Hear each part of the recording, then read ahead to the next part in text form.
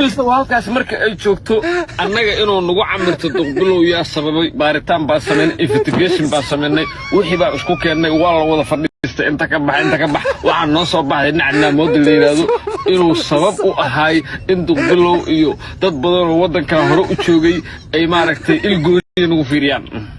hay qaab ku sabab u ahaa markaa laba maalin markuu joogay Ferrari baa isku sawiray asoo siclaana waa laba maalin asbuuc markuu joogay Bugatti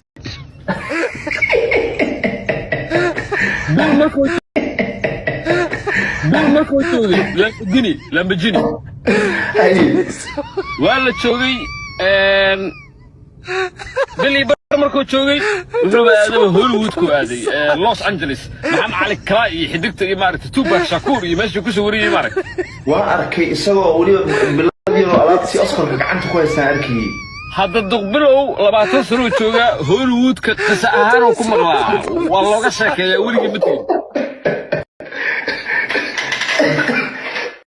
wuxuu ku xaraaqo arkay وحنا قدقبلو وكخصبية مثل كده بابورك فيراري اللي قدقبلو سيدا ودك الجبان أو أمغلا عمل أمغلا حتى مارق أي بلو فورس كده أيضا هالكاس شفت عنا مودر أنا يا برنا وأنا حتى تيم دربي ورجع عن غفر ونجع عبسي ونكان معنا الماسكي بالمديرين معنا الماسكي بس يدقيس أنا قلنا أحسن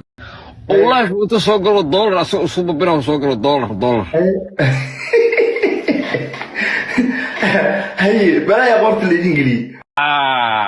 marka hay balaya qorta leedingili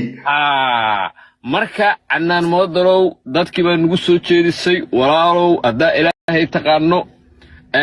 adoon sharci lahayn oo laba bil jooga hadad Bugatti iyo Lamborghini iyo Hollywood ka amaras iyo dhubuqduqas ku jirto walaalow sharci markaas annaan moodalow walaal xasabeerta niyo horta waa su'aal beena ma ahano dhalinyaradan xitaa inta badan America jooga ee social media ku jira yani giftarada ah waa dhalinyaro shaqaysta ma arkaysid nin giftar ah oo gaari qurux badan wata ma arkaysid shir asoo ku jira arkay gaari weyn dhalinyaro shaqaysta ma arkaysid nin giftar ah oo gaari qurux badan wata ma arkaysid shir asoo ku jira arkay gaari weyn dhalinyaro shaqaysta ma arkaysid